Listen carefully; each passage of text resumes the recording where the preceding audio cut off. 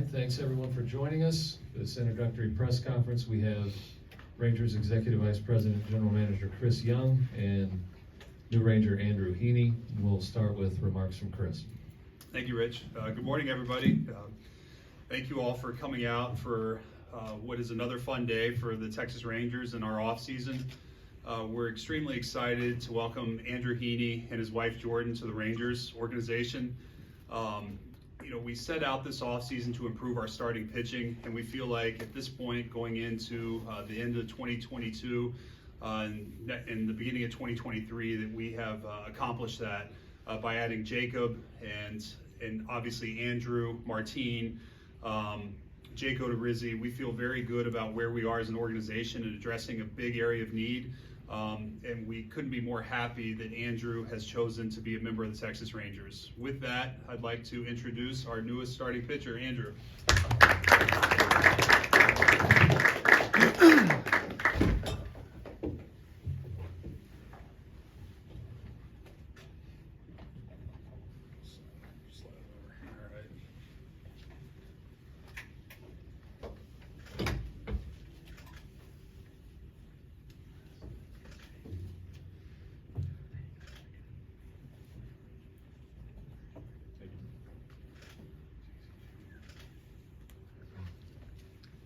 Good luck. Congrats.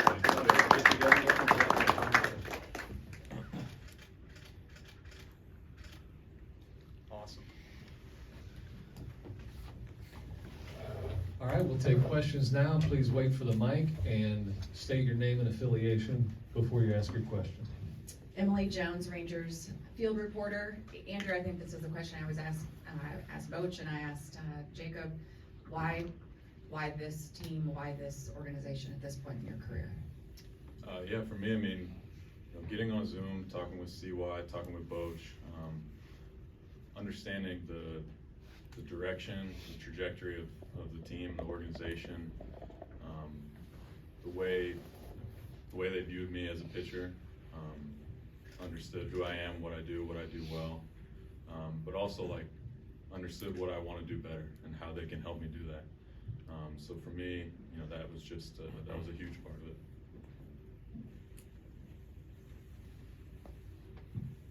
Hey Andrew, Evan Grant, Dallas Morning News. Did Jacob's signing here have an impact on your decision on how fast you guys kind of moved in terms of coming here? No, not specifically. I mean, obviously, that's an exciting pitcher to sign.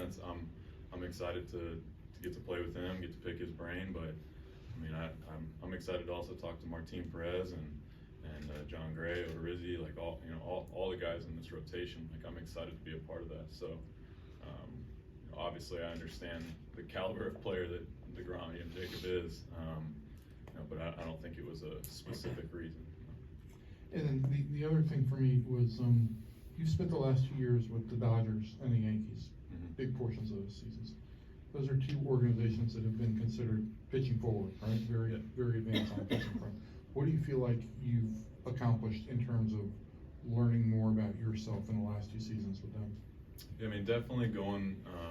New York wasn't the best I've ever pitched, and I think going into that off season and going to the Dodgers and really understanding that it was going to be a bit of a retooling or reimagining a little bit of kind of my stuff, how I use it, how I wanted to approach getting hitters out, and with those guys, they're great from all the different aspects of how they handle pitching. And so I really learned a lot about myself and kind of how to reinvent some of the things that I was doing. So that's obviously a credit to Connor McGinnis, Mark Pryor, those guys, the pitching side of the Dodgers, and so that's definitely something I want to build on. I mean, there's still a couple things that I think I can do better, and I'm excited to be here and work with Mike Maddox and the guys here to really build upon that. Jeff Wilson with Rangers Today. So what do you want to do better? And how are they going to help you do it? Yeah, I mean, I think the thing for me is obviously last year, I know my bread and butter is my fastball. Last year, my slider, we kind of reimagined it a little bit. That was a great pitch for me. But I kind of operated as a two-pitch pitcher, and so I think for me, kind of getting my changeup folded back in, may actually cut down on the strikeouts a little bit, but getting a few more early outs, getting a little bit more soft contact is something that I'm definitely wanting to work on. It's something I've been working on this off season, and I think that we just got a tour of the place and understand the facilities and the instruments and abilities of all the people here to help me do that, and I'm excited to get to work. I mean, I'm just ready to get going.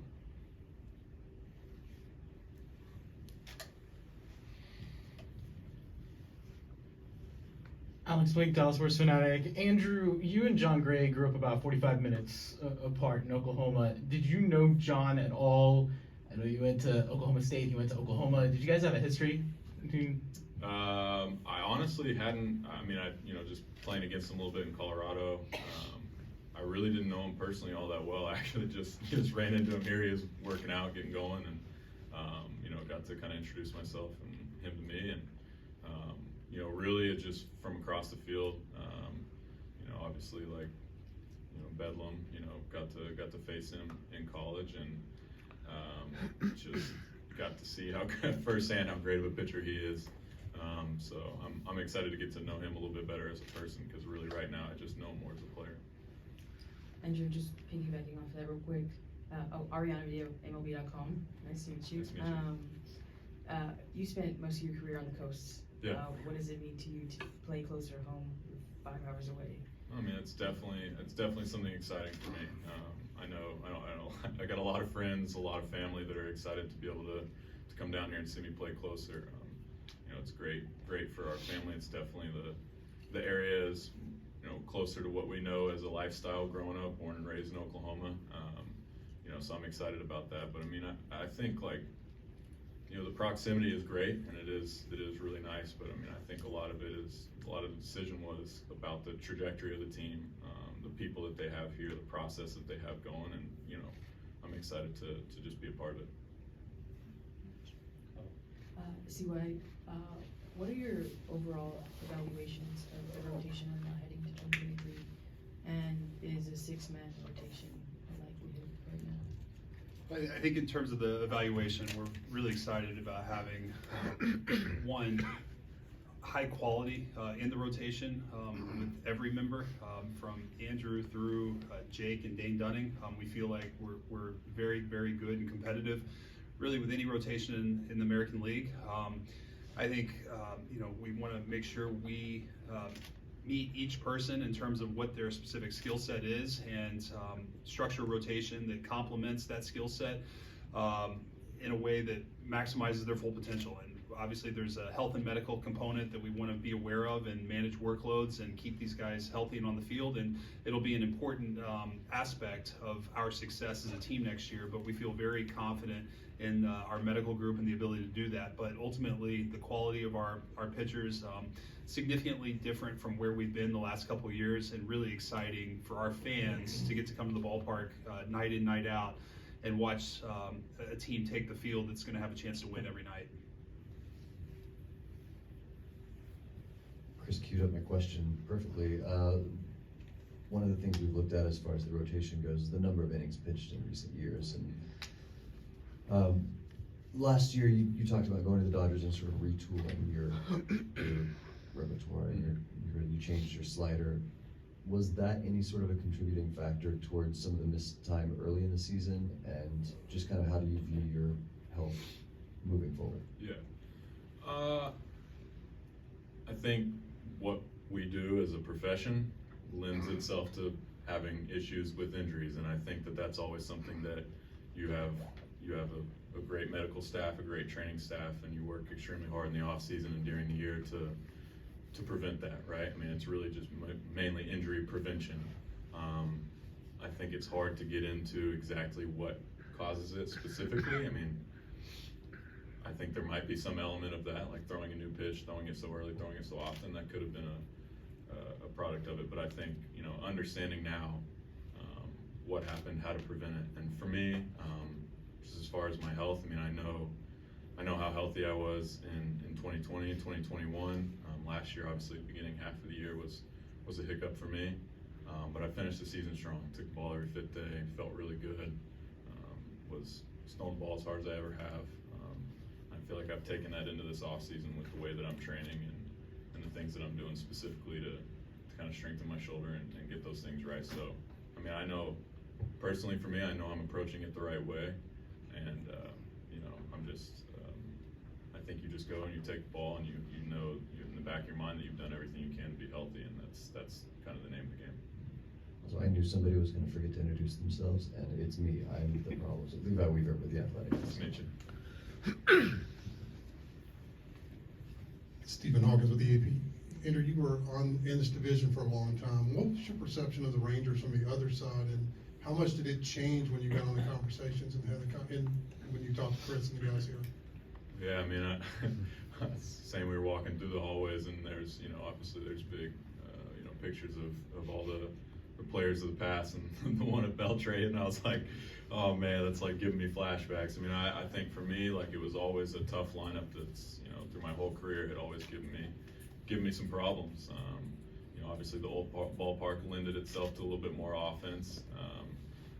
Also was not fun to pitch in day games, you know, so in the middle of August. So I mean, I think for me, like, I always thought, you know, this is just a really tough place to pitch. You know, but with the new ballpark and, you know, being on the other side of things, like, I'm excited to not have to face all those guys. You know, when I did back with the Angels. Andrew, this team has not experienced a great deal of success of late. When you look at the opportunity to be a part of, you know, taking a team back to where, you know, they haven't been in a while, does that serve as extra motivation for you? Does that make it a little more special, for lack of a better word? Yeah, I think you know, I think players relish in the opportunity to come in and be a factor on a team, not just be a complimentary piece, right? I mean, for me, like, I know what I can bring. You know, obviously, like, we've talked about how great the rotation is and can be. I want to be a part of that, and I think, you know, I want to be a part of a group that can be you know, can be a strong point of a team to lead us to where we want to go. You know, obviously, I know we got great players on the other side of the ball, and I'll let them do their thing. But, you know, from the pitching side of things, you know, I'm just excited to come in here with a new group and kind of get to work and try and turn things around for sure. Emily, just to piggyback on that, I think it's a great question. I think it's a big part of our evaluation in terms of the players that we bring in, and it's just how they respond to that challenge and what they want to accomplish in the next chapter of their careers. And certainly, it's one of the things that Andrew answered unbelievably well in our Zoom meeting, and gave us great excitement in terms of what he's looking to do in the next chapter of his career and being part of something special. Andrew, almost any time a player signs a free agent deal, they talk about the opportunity or the vision with the team that they signed. But you actually gave up, it's been widely reported, some monetary and material type things to sign you. So clearly the vision, what exactly did he say that resonated so much with you that would be willing to, like, say, I want to be here over someplace that might be more financially rewarding? I mean, obviously the Zoom went well, and CY gave us the sales pitch, but I think actions speak louder than words, right? I mean, you look at the guys that they brought in last year, and you know, and Seager and Simeon, you know, going out. Obviously, the Grom was before me, and like you said, that may not have been a catalyst for me signing, but it's obviously an understanding of, like, where this organization views themselves, how they view themselves in the future, how they want to get there. I mean, players talk, reputations get around, right? Like, you want to play in a place where you understand you're valued as a player, but also as a person. You want to know that you're in a place that you're comfortable living. You want to know that your family's going to be taken care of. I mean, I think all of those things, they can be said, but they also have to be seen. And so for me, like, I think, you know, a lot of it is in the Zoom, but also, like, things behind the scenes, things that I'm hearing from other guys, from other players, and you know, the year prior, and kind of how the off season went. And so I think I think it's more than just a Zoom and the words that are said. Chris, you know, we kind of alluded to some of this when word started to get out that Andrew had signed, but I wanted to get you on the record now. do you feel like starting pitching is still a priority for you all this offseason, or do you move on to some other things? With the opportunity, you know, if there's opportunity, I don't think you would turn away from it. Is it no longer a top priority for you guys? Yeah, I think coming in, Evan, it was a top priority. I think we've addressed it in a lot of ways that gives us great comfort going into the season. We know that things happen, and you can never have enough starting pitching, but I wouldn't say it's our top priority at this point. But we'll always stay open-minded on any way we can to improve our club. Andrew, Jared Sandler, 105 through the Fan, the Rangers radio. You were talking about your pitch usage last year. What was it specifically that you bought into, or that the Dodgers impressed upon you, that led you to change the way you use your pitches and be fastball, slider, and maybe get rid of the curveball? Man, how much time you got? Yeah, I mean, basically, like I said, I know my strength as a fastball thrower. I understand what makes me unique in the sense of kind of having a lower arm slot with kind of a riding fastball. I mean, I was really trying to find a breaking ball that paired well with that. I think in the past I had tried to sort of throw a bigger breaking ball, almost like thinking that more shape, more movement, right, like would be better. But there's a balance between the velo you're throwing it at, the spin, the shape, the trajectory, all those things. So I mean, I think there was a reimagining of kind of what a breaking ball thrown off my fastball should be and how to best use it. And so sometimes some guys are really adept at just picking up a ball and just throwing it with the shape that they want, and it just kind of works. And sometimes it takes a little bit of time and kind of an understanding of you don't want to take away from what makes you unique, because uniqueness is a great trait to have. But then how do you best play a breaking ball off that? How do you best play a changeup? How do you maybe think about throwing a cutter? Think about, you know what I mean? Like, so there's a lot of kind of that going on. And so it's a little bit of trial and error. And then ultimately kind of came up late in spring training with the slider that I'm throwing now. And see why, I guess going back to Mike Minor and Lance Lynn, this organization now for the last several years has brought guys in. I know that Andrew's coming off a great year, but elevated their performance on the mound, Martine and Gibby a couple years ago. Is that a part of the conversations you have at your sales pitch? Is that something that guys are aware of when you're having those conversations with them? And how important has that been, I guess, in the recruiting process? Yeah, I mean, I think first of all, I wouldn't characterize anything as sales pitch, because I think ultimately what we're just trying to be are authentic and transparent as to who we are and what we believe we're building. So I think that, in terms of each individual person that we meet with, we want them to understand who we are. It's a partnership, who we are, and how we're creating an environment to help Andrew or whomever else maximize their full potential. And that's our objective with every player in our organization, is that we are providing the resources, the coaching, the tools to help each player be the best version of themselves and collectively create a winning environment. And so, I think in terms of Lance and Mike and some of the other success stories predate me. This organization's been very good at these things before I arrived. So we're looking to continue that. But I think in terms of the evaluation with Andrew or Martine or any others that we brought in the last 2 years, I think it's as much about catching the player at the right point in their career. I certainly experienced it as a player where you go through moments where you're still learning, you're trying to figure it out, but ultimately when you find competitors, guys who are committed to winning, who have a desire to continue to get better, they've been through adversity, and they're motivated and they want to be part of winning, you catch them at the right point in their career, you get them on the upswing. And I think that's what the organization has done well, and certainly that's our expectation and why we're thrilled to have Andrew. Any other questions?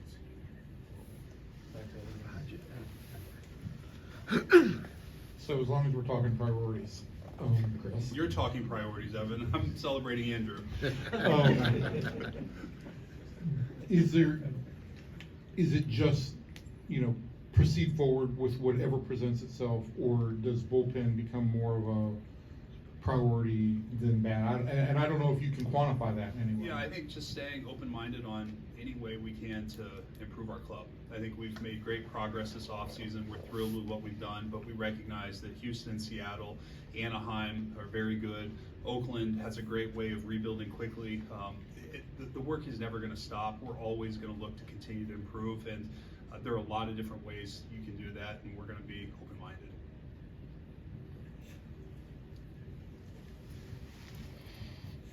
Chris, Matthew Postman's Fan Nation. Any hope in bringing Matt Moore back as far as a bullpen piece? Matt's certainly somebody we've had talks with. We love the person, what he did for our organization last year. Again, we remain open, would welcome that, but we recognize his market is going to be strong. It is strong, and we'll see how it plays out. Anything else? Okay, thank you.